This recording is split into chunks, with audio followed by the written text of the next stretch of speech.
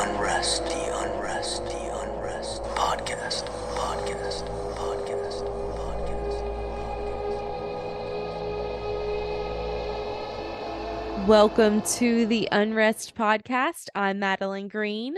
And I'm Caitlin Stansel.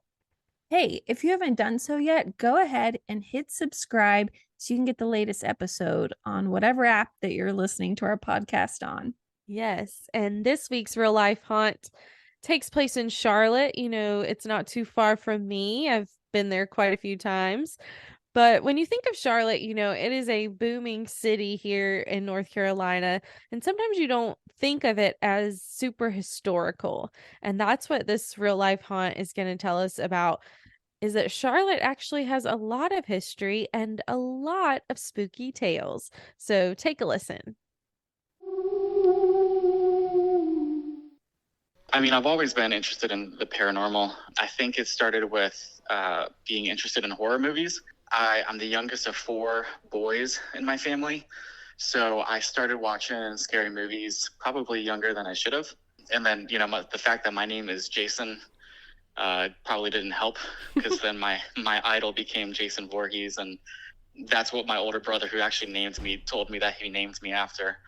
So it all worked out, and I moved to Charlotte in 2015. And I was working in hospitality at the time, so I was talking to a lot of people that were like coming to town, and somehow I got convinced that like Charlotte doesn't have history or culture, and that's kind of what people talk about online about it. And I was on a ghost tour with my now wife. It was one of our first dates, and I remember being on the tour and being like, what do you mean there's no history or culture? Like, here I'm learning about like all of this eye-opening stuff, and I was like, man, I need to tell people about this. So I started an Instagram page, called it Spooky CLT, and I wanted to kind of like be a one-stop shop for everything that is spooky about Charlotte. And at first I thought it was going to be like a handful of stories that I heard on this tour, and as soon as I opened up Pandora's box, I realized like, man, there really is a lot of weird stuff that happens here. So, I mean, like ghost stories, big ones that are confirmed by local businesses, small ones that people have sent me in like their own personal houses and neighborhoods. There's a lot of true crime stories, a lot of like metaphysical places that are available in Charlotte, and just everything. So I started taking it all in and then doing my best to put it in front of people to try to change that narrative that Charlotte doesn't have any history. Because like, if it doesn't have any history, then why am I talking about gold mines underneath the city that are abandoned? And if it doesn't have any like culture, then why am I talking about how like Charlotte's history of bootlegging, it literally formed NASCAR?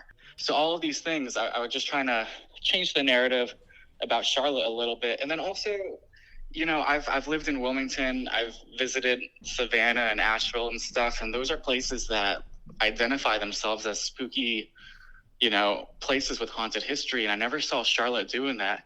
And I'm like, why not? You know, there's all this stuff out here. So if I could put that in front of people, like maybe it could become a haunted destination as well. The big ones that I like to talk about are, number one, we have a haunted hotel.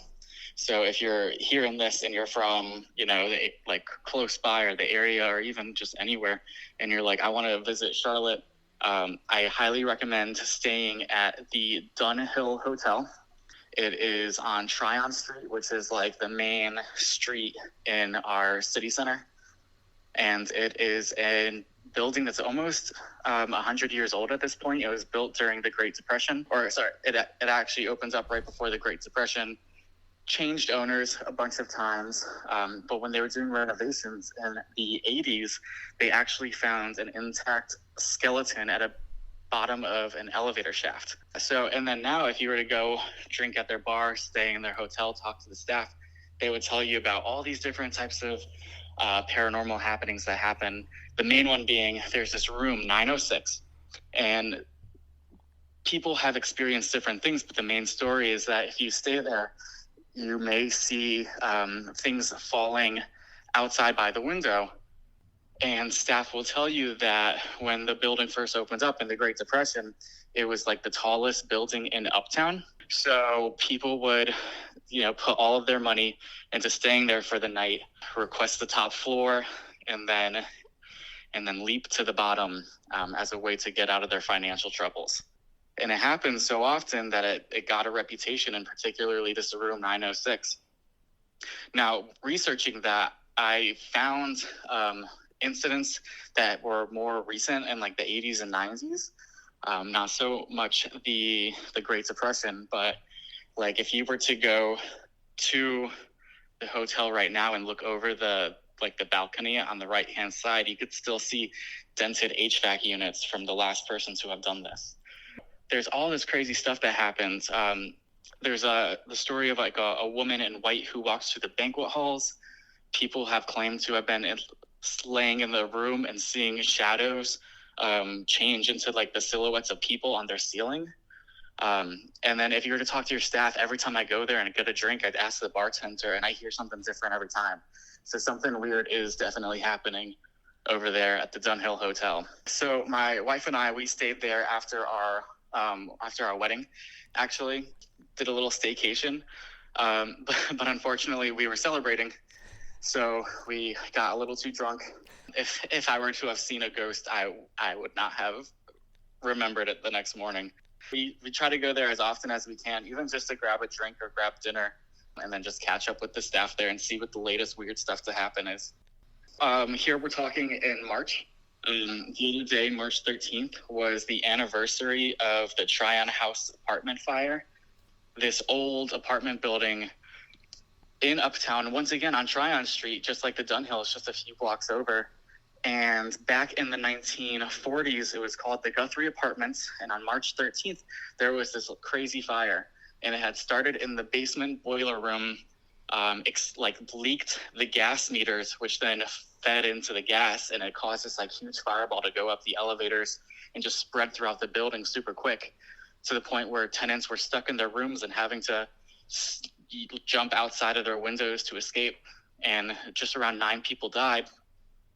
So there's this tragic past of it, and it's still operating today. The main thing that I've heard multiple people talk about, and it would be interesting to hear if they were staying in the same room, but they would see a woman at the foot of their bed. And one gentleman I was talking to said that he had found these paintings in the apartment building out by the trash, and he brought them into his unit, and ever since then he saw this woman who would just sit at the foot of his bed and look at this painting on the wall. And so what he believed is that it was this woman named Rowena, and I don't know how he knew that name, but he said she was just the spirit that would hang out in there, and she was peaceful and kind of look at what he believed was her belongings. But when I was looking into this and reading the newspaper articles about the incident in the 1940s, there was a clip about a young woman named Rowena who they had found dead next to her bed, and she was in a praying position. She was trapped in her room, didn't see a way out, so she just got on her knees next to her bed, and that is where she passed. And when I've posted that story on Instagram, I've had people tell me that they've had similar things happen to them. And even one woman said that her mother, who lived in those apartments, also had a womanly spirit hang out at the foot of her bed, and she would throw a shoe at her to make her go away. That is just the main spirit in a fun little narrative. Other things that happen in there is people have dreams of bleeding walls. People have heard what they thought were the sounds of someone throwing their body against the wall on the other side when it was in their apartment and they knew no one was there.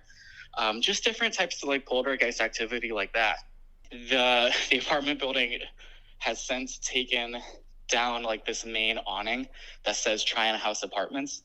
I feel like they're trying to rebrand their name because 2 years ago we did this news segment that was a short series about local hauntings, and that was the most popular one.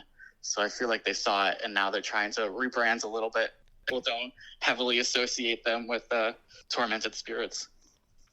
Personally, I believe that Overall, I'm not convinced that like any place can be more haunted than another place. When we're talking about like spirits, I think it's just like that is the world around us that we live.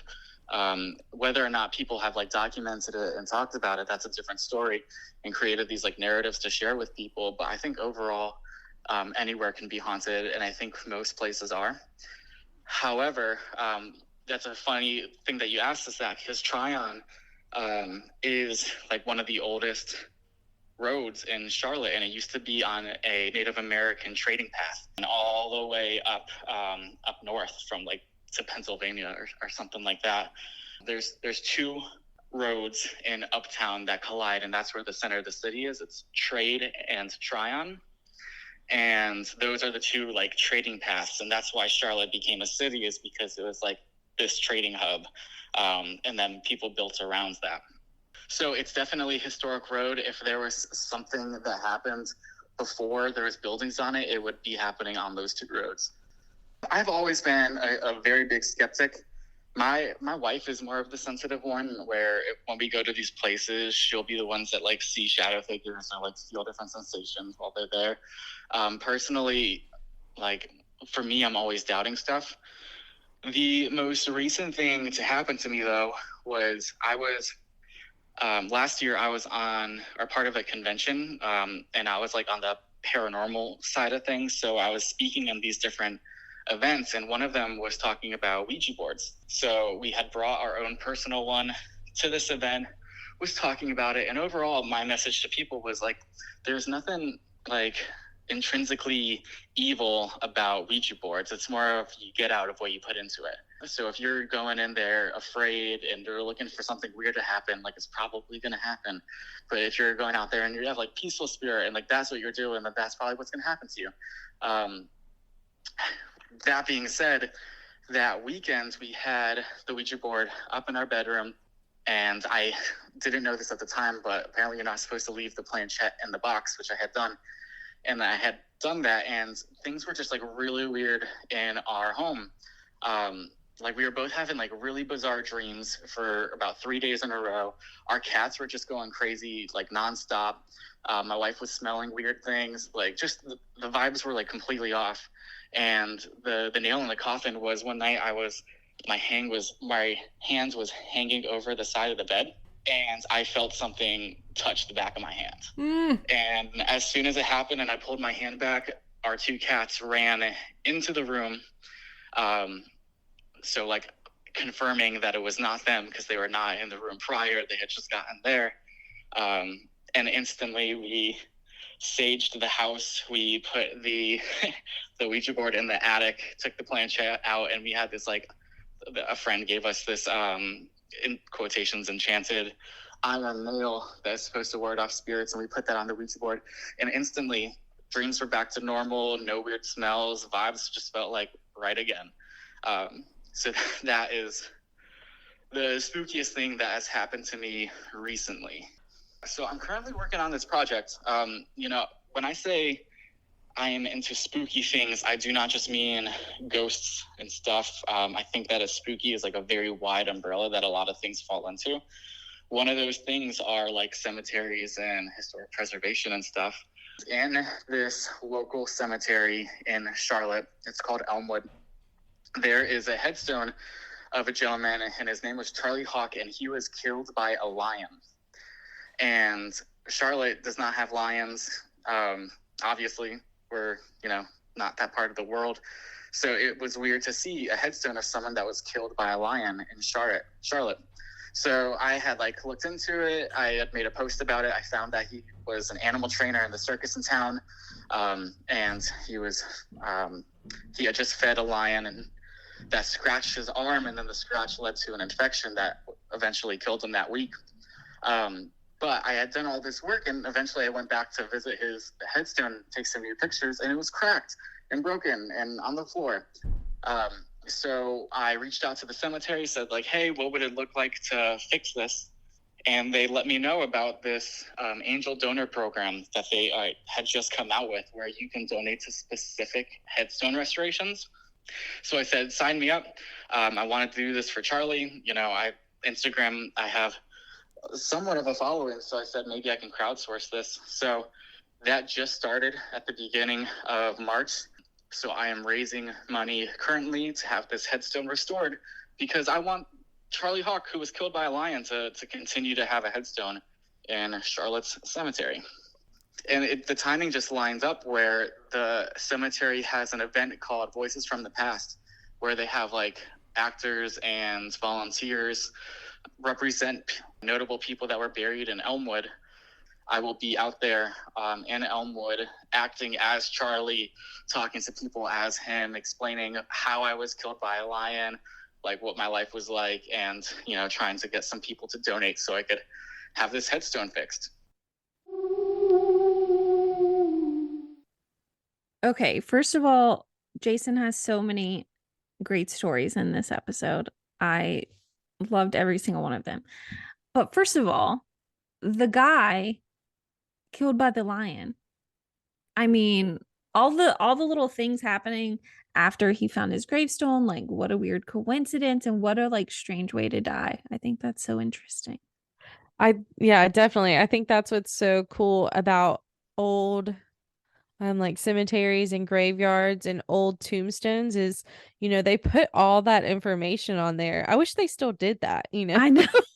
It's like when someone dies on Facebook, I'm like always searching the comments to see like what happened because no one ever says. No, and it's so funny you say that because literally today I'm on there, a girl that I went to high school with, we went to high school with, her sister died and it's been like years, and every year she puts up something and I'm like, how did she die? Like it's driving me crazy because I want to know how she died. Well, and it's And not even like a morbid curiosity. It's just like this would be nice to know so I can also grieve with you. Right. And so it's definitely interesting, you know, and then to find out the tombstone was cracked and it's so cool that he wants to fix that. So if any of you want to donate to the cause, I'll put the link in the description so you can help get this lion tamer a new tombstone. But other than that, I mean, it's just really interesting. You know how I love history, and it seems like Charlotte has a bunch of history, and it's just one of those places that I never have looked into Charlotte's history. It's not like a Charleston or a Savannah. Mhm. It's a Charlotte. It's a big booming city that you don't really think about. Well, and it feels like new city too. Not like New York City when you know it's been around like forever. It feels like new city. Right. Yeah. So definitely love those stories, and I definitely want to go try out that hotel. Yes, we're gonna have to go to dinner there. Yeah, and see if we get any spooky vibes. And the other thing I was going to mention is the Ouija board. Okay, that makes total sense because I feel like that little whatever you call it that you use with the Ouija board. I mean, that's like a portal essentially. You're leaving open if you leave it in there in the box. Oh yeah. I'm pretty sure we've said this on here before, that one time that we played with one at my house, but I wouldn't touch it. Madeline just let everyone else get haunted. I'm pretty sure I even asked a question. Whatever happened to that Ouija board? I have no idea. It was my brother's. Oh gosh. Yeah, there's no telling where that Ouija board's been. That might be interesting wherever you end up finding it. Yeah. But if you have a real life haunt that you want to share with us here on the Unrest podcast, email us. All you got to do is send your story to the unrestpodcast@gmail.com, or you can check us out on social media. Everything's about social media.